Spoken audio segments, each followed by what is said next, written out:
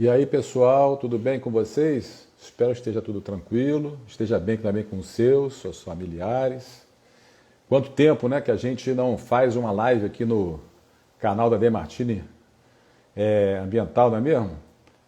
A última foi sobre auditoria pirata, né? Foi uma live que teve uma boa repercussão quando nós falamos sobre uma auditoria ilegal que começou a acontecer agora durante a pandemia. O pessoal está entrando, está o Rodrigo aí, né, da Impacta, né, o Impacta está on, a Deise também está entrando. Deise, eu só não tiro o chapéu porque eu não uso o chapéu, mas obrigado aí pela participação de vocês. Tá o Luiz Carlos Assunção também, o outro que está on. Pô, bacana. O Valdir. Poxa, está todo mundo entrando aqui. Essa live vai ser boa hoje. Eu acho que o tema ajudou, né? Eu tive uma repercussão em termos de feedback da escolha do tema muito grande. Muita gente comentando.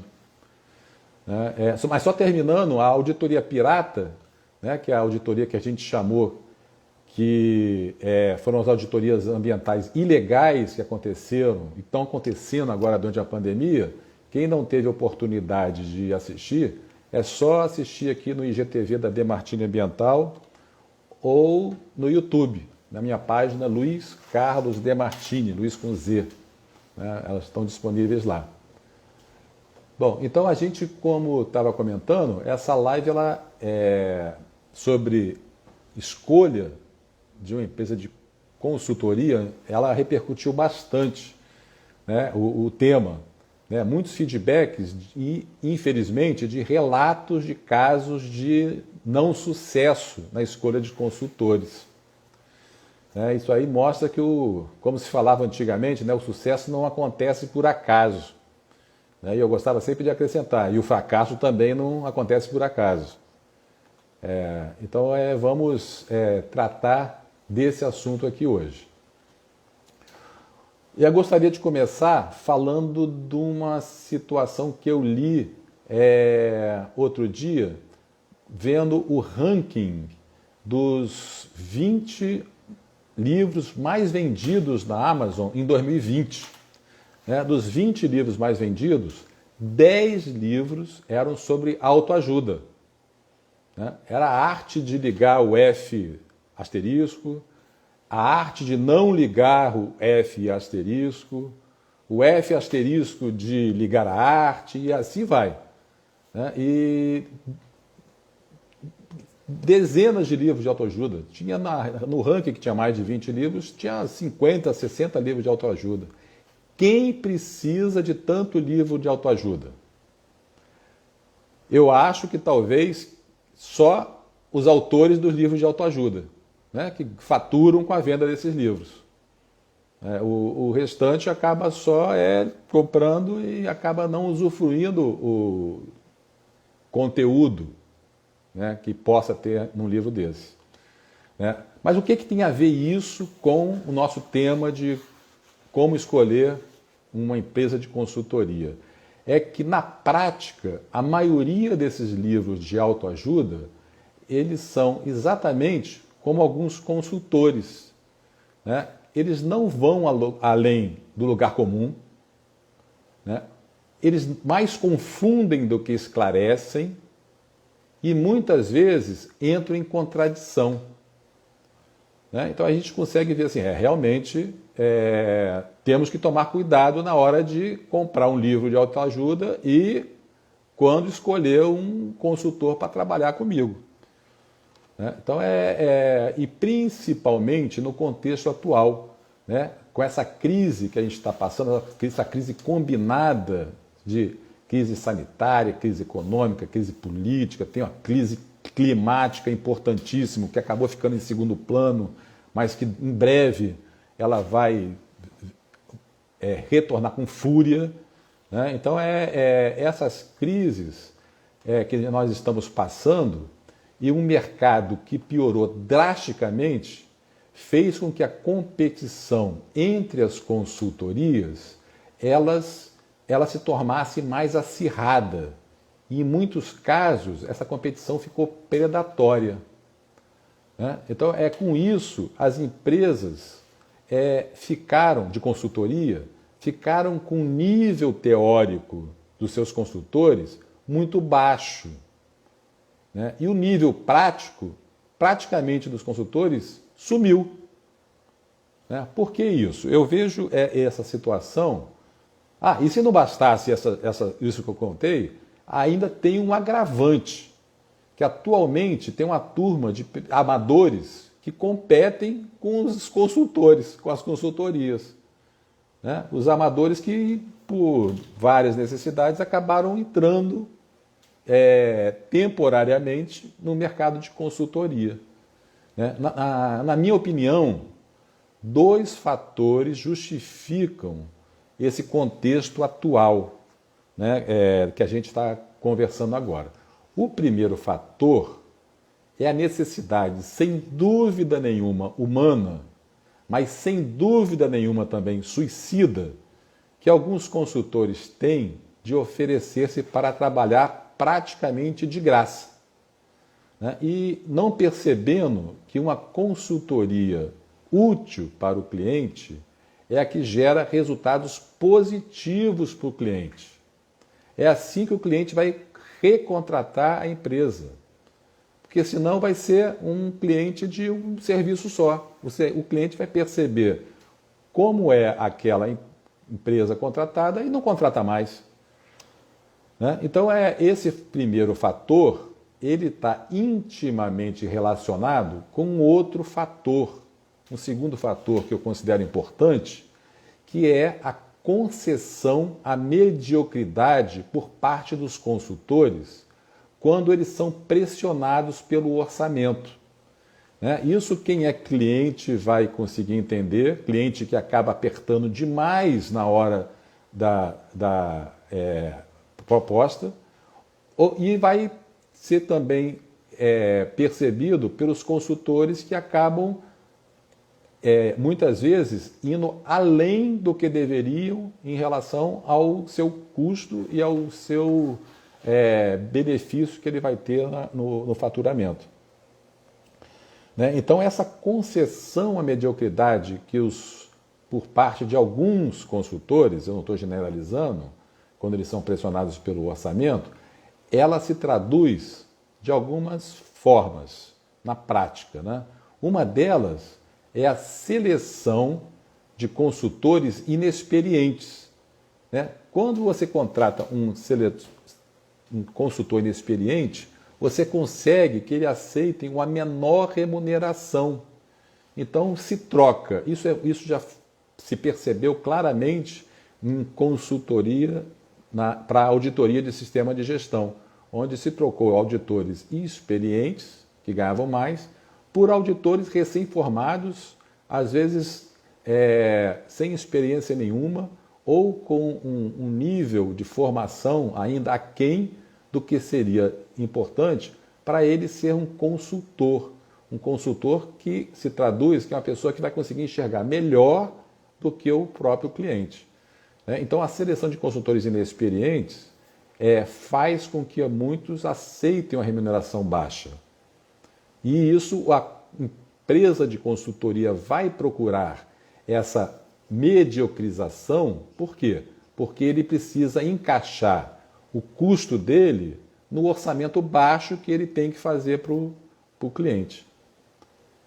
Então, esse é um dos fatores que acabam prejudicando a qualidade do serviço de consultoria. E um outro fator de mediocridade na prática que a gente pode elencar aqui é o pouco tempo que a consultoria aloca no projeto para poder fazer um bom diagnóstico de qual é o problema, para, a partir desse diagnóstico, ele conseguir definir quais são as soluções eficazes para aquele problema diagnosticado. Se ele não tem esse tempo, por questões de redução do custo do orçamento, ele acaba, às vezes, trazendo soluções prontas de outros lugares.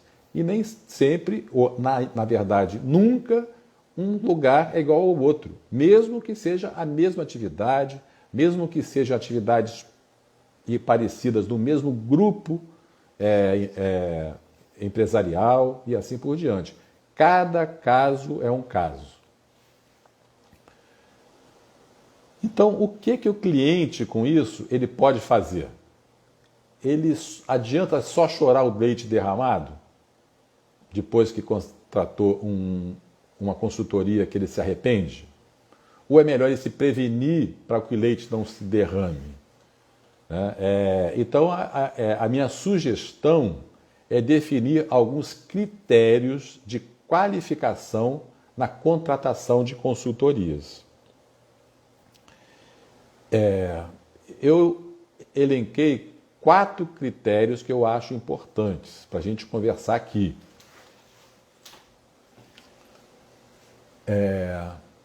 O primeiro critério está relacionado com o reconhecimento do mercado. O que quer dizer isso? É que a empresa de consultoria que vai estar sendo selecionada, é importante que ela tenha um reconhecimento do mercado. Então, o cliente ele precisa comprovar a competência da consultoria através de referências confiáveis no mercado. Tá? Então, por exemplo, como é que se pode fazer isso? Você pode fazer isso através de obtendo informações dos clientes sobre os serviços prestados, né? Os resultados alcançados pela consultoria e a postura da consultoria durante a sua execução, né, do seu serviço. Muitas empresas de consultoria têm uma boa lábia na hora de vender o serviço. A sua área comercial é experiente, né? Mas a consultoria ela tem a sua parte técnica também. Então aí não adianta nada ter uma boa lábia, vender um serviço e o serviço não ser bem feito. Ele ficar aquém do que o cliente precisava. Então ele vai a empresa de consultoria só vai conseguir vender o serviço uma vez para esse cliente. A boa lábia, quando não está associada com um bom desempenho técnico, faz com que a empresa ela consiga sempre serviços novos, mas não consiga repetir o serviço em um mesmo cliente. Porque o cliente, quando percebe quem é com que ele está lidando, ele não vai querer mais saber disso. Vai procurar uma que satisfaça tecnicamente. Aí a empresa consultoria, que é boa comercialmente de vender o serviço, é um bom vendedor, está sempre procurando novos serviços porque não consegue reter os clientes antigos. Então, isso é importante na hora de avaliar o reconhecimento do mercado, comprovar a competência da consultoria através de referências confiáveis e obter informações dos clientes sobre esse serviço, sobre os resultados alcançados e a postura dos consultores que estão fazendo aquele trabalho. É importante também, na parte do critério de reconhecimento do mercado, verificar o tempo de atuação da consultoria. Quantos anos a consultoria tem de mercado? Então, e fundamental, solicitar atestados técnicos dos serviços realizados. Que aí você consegue, na sua proposta que está sendo avaliado, você consegue avaliar os atestados feitos em outros serviços. A Demartini sempre coloca atestados técnicos juntos com a proposta, mesmo que não sejam solicitados, para poder dar mais credibilidade ao que a gente está falando na hora de apresentar a proposta. Então, depois do primeiro critério, que é o reconhecimento do mercado, o segundo critério, que eu acho fundamental, é a competência dos consultores. Então, é importante que o cliente avalie a competência dos consultores que atuarão diretamente na empresa e as suas habilidades práticas em relação a transformar o seu cabedal teórico em situações práticas do dia a dia do negócio, em aplicar os conhecimentos em situações reais conectadas ao seu negócio. Muitas vezes da proposta vem a equipe de auditoria ou de consultoria que vai participar do serviço, mas na prática, ao invés de estar indo as pessoas capacitadas, os medalhões que estão na proposta, vai a turma mais jovem, né? Que nada contra a turma mais jovem, mas não foi o compromisso assumido na proposta. Colocou uma equipe com bastante tempo de experiência na proposta e na prática manda, eu já vi isso, manda muitas vezes estagiários fazerem o papel de consultor, né? Mas não confessam para a empresa que quem está ali é estagiário. Ou quando confessam dizem, não, eles estão aqui como estagiários para poder fazer um treinamento na prática. Só que não estão sendo supervisionados no dia, na hora, pelo consultor sênior, pelo auditor sênior. Acaba sobrando para o coitado da pessoa menos experiente. Então, exija a dedicação na sua empresa de consultores previstos na proposta. Isso é fundamental. E evite também consultores que estão consultores e não são consultores. Com essa crise que a gente está vivendo, muita gente acaba, por questões de necessidade, fazendo um papel de consultor. Mas assim que puder, partem para outra, partem para o que gostam de fazer. Então, quem trabalha com consultoria tem que gostar de fazer consultoria. Eu gosto de fazer consultoria, já trabalho com consultoria há 24 anos. Eu não consigo, minha formação, minha origem é área industrial. Adoro fazer consultoria em área industrial. Adoro auditar a área industrial. Mas eu não consigo mais me ver trabalhando todo dia na área industrial. Por quê? Porque eu amo o trabalho de consultoria. Mas tem gente que é o contrário, está fazendo consultoria porque precisa, por necessidade. Ele está consultor, ele não é consultor. E aí isso é um grande risco de você estar perdendo o profissional, além dele não ter experiência de consultoria, você pode de uma hora para outra perder esse profissional porque ele conseguiu partir para o que interessa para ele. E te deixa na mão sem dó nem piedade. Então, esse segundo critério, competências dos consultores, trabalhar com quem foi previsto na proposta e não trabalhar com quem está como consultor e quem é consultor, é o meu segundo critério de seleção de uma equipe e de uma empresa de consultoria. E o terceiro critério é ensinar como fazer. Isso é fundamental também. Mas destacando que isso é fundamental, é muito importante, mas para os trabalhos de consultoria de gestão, como os trabalhos de consultoria de sistema de gestão. Então, evite trabalhar com consultorias que criam dependência do cliente com seus serviços. Se o cliente ele fica dependente da consultoria para sempre, ele na verdade não é mais cliente, ele é refém. E aí você como cliente não quer ser refém, você quer ser cliente, você quer ter independência, de saber como fazer e para isso a equipe e a empresa de consultoria tem que ensinar como fazer. Então, o cliente ele tem que ser capacitado, ele deve ser capacitado para que o próprio cliente consiga, posteriormente, depois que a consultoria tenha saído, ele consiga desenvolver as atividades para as quais a consultoria foi contratada a princípio. né? Então, isso é fundamental. A consultoria tem que tornar o cliente menos dependente do consultor, ao invés de mais dependente, né?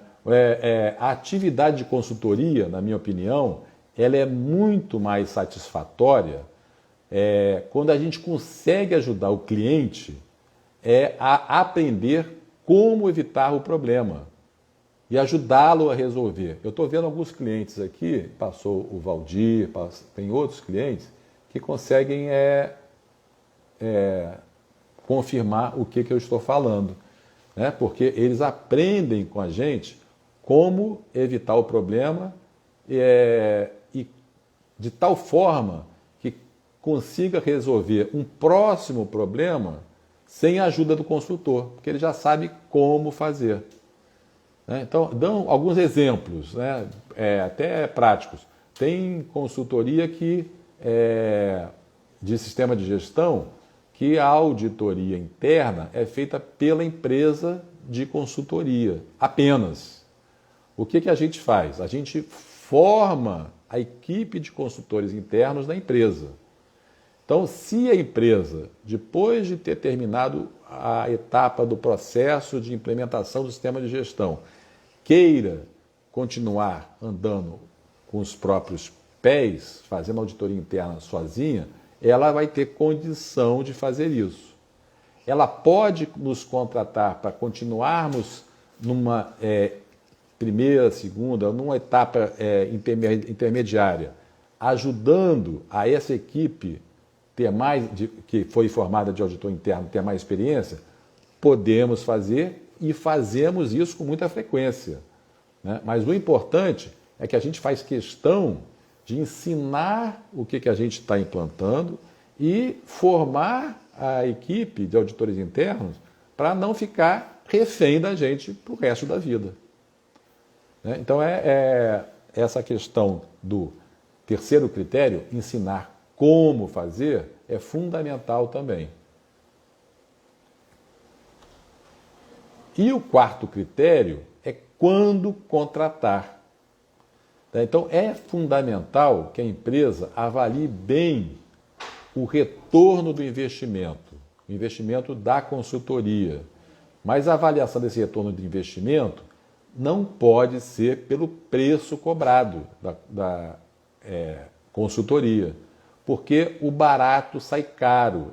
Esse ditado, que até um cliente me passou quando fez um comentário sobre essa live, ele é o que a gente pode repetir aqui, né? Tem situações em que o consultor ele recomenda custos desnecessários por falta de quê? De experiência dele, de tempo para poder avaliar qual é a melhor solução, de estar confuso, né? De tudo aquilo que a gente já viu lá no começo. Então, é uma economia porca. Você economiza numa hora, mas gasta, em ordem de grandeza, 10, 100 vezes mais do que você gastou. Então, não é aí que você vai economizar. Então, você, quando vai contratar, essa avaliação do retorno do investimento da consultoria tem que levar em consideração isso, não só o preço cobrado, né? Por quê? Porque tem empresas pouco qualificadas que costumam cobrar preços muito baixos, em função até do que a gente conversou no começo agora, quando a gente falou da situação de conforme a gente está. Então, desconfie de pacotes e procedimentos documentados que são entregues prontos. Isso eu estou falando mais até em situações de EIA-RIMA, que entregue um book já pronto. Não tem isso. Cada situação é outra situação. A Márcia Pano estava aqui assistindo, ela sabe muito melhor do que eu que isso é consultoria fajuta, é fake. Né? Não se pode pagar menos para receber um lixo desse. Né? Então, o material e o conteúdo devem ser sob medida para cada empresa. Né? Na própria parte de sistema de gestão, eu já vi muito cliente, potencial querendo que eu implante sistema de gestão em 2 meses.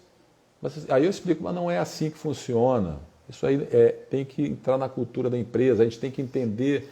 Mas não é só você trazer o book aqui, a quantidade de procedimentos e botar na minha mesa e acabou, eu chamo o certificador. Eu falo, olha, assim a gente não trabalha. Então assim eu não vou conseguir fazer proposta para você. Até a próxima, quando você mudar de ideia, a gente pode conversar. Né? E muitas vezes voltam. Né? Voltam por quê? Deram um tiro na água, viram que, na verdade, ao invés de economizar, gastaram dinheiro e começam a querer começar a fazer tudo da melhor forma possível. Tá? Então, o melhor marketing é o cliente satisfeito. Né? Então, a melhor forma de escolher uma empresa de consultoria é você avaliar que o cliente está satisfeito e que faz o segundo trabalho contigo, o terceiro, fica anos sempre trabalhando com ele. Você consegue a fidelização do cliente. Né? E os novos clientes acabam conseguindo entrar pela informação de mercado.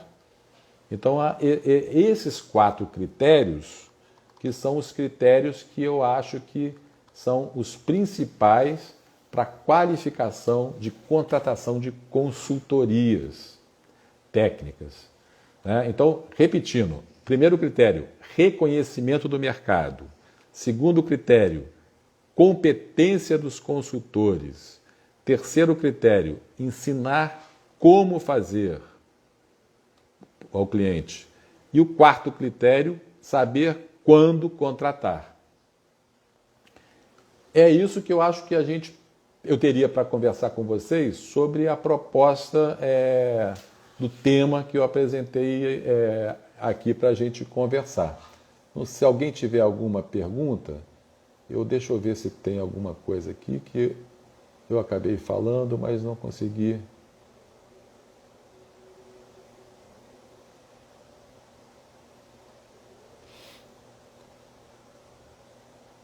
Deixa eu ver se tem alguma pergunta aqui. Tem gente concordando, o Luiz está concordando com o que eu falei em algum momento. Estou vendo aqui muita gente concordando. Aqui o Luiz, o meu xará Luiz Carlos, ele está falando excelente. Vejo que as empresas também incentivam esse cenário de consultorias piratas. Não são só auditorias piratas, né, o Luiz? São as consultorias piratas também. As empresas acabam incentivando, algumas empresas, né? Mas não é uma coisa que a área comercial acha que está mostrando serviço para a parte de cima da empresa, porque não é ela que vai depois ficar com a parte técnica, com o problema em si, com a má qualidade do serviço. A gente chamava, e ainda chama isso de custo da não qualidade. A área comercial acha que fez um bom negócio, ganhou pontos, ela tinha metas a cumprir de redução de custo na contratação de serviço, atingiu, mas jogou o problema para quem vai ficar com a execução do serviço. O custo da não qualidade, na verdade, fica com a empresa toda. Vai refletir no final para a empresa inteira. E pode ser até em relação à participação dos lucros e assim por diante. Mas ele continua, ele fala que já que querem sempre pagar o menor preço, sem relacionar com a qualidade do serviço. Sim, é isso mesmo.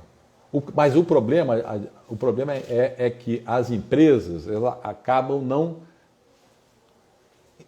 trabalhando de uma forma uníssona, em conjunto, integrada.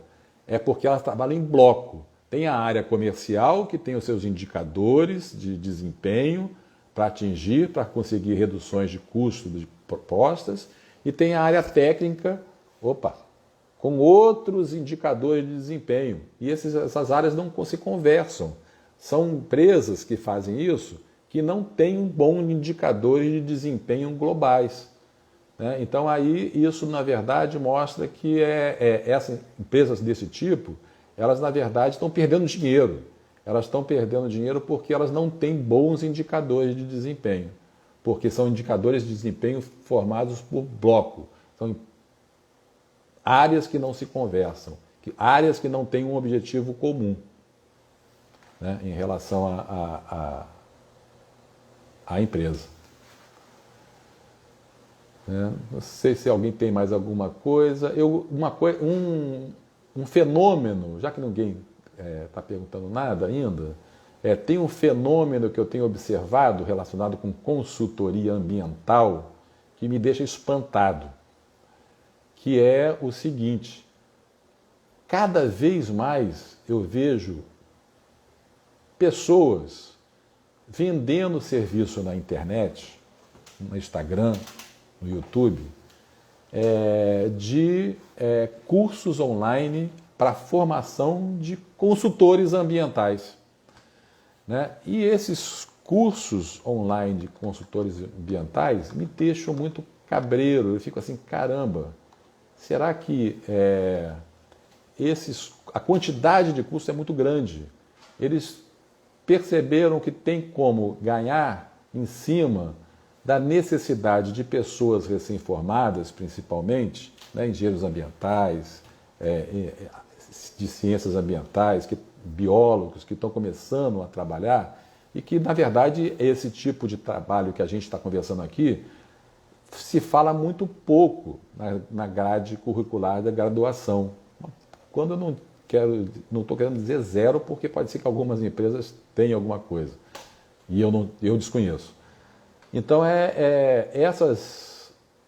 esses cursos online eu olho com muito receio, né? E peço que vocês olhem com muito, quem está interessado em entrar no curso dele, olhem com muita atenção, né? Porque na prática é igualzinho ou muito parecido com os livros de autoajuda, né? Esses cursos podem ter muita chance de não levarem a lugar nenhum, né? Porque eles não vão além do lugar comum, eles mais confundem do que esclarecem e muitas vezes entram em contradição, né? Se essas pessoas que fazem esses cursos estivessem sendo tão bem-sucedidas, eles não teriam tanto tempo para poder fazer um curso de formação de consultores ambientais que iam formar os concorrentes dele.